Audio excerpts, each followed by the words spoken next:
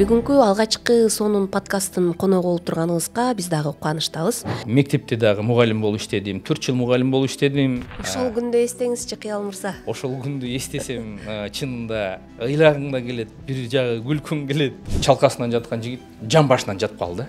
Анан вот ушул жерге жатасың деди. Вокзалда иштедик, ресторандарда иштедик, стройкаларда иштедик, грузчик болуп.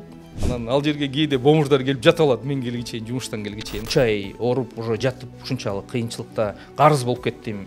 Эң биринчи менин бизнесим туалет бизнес болгон. Мектептерде окуучуларга атаңыздын атына стипендия менен баштаган экенсиз да.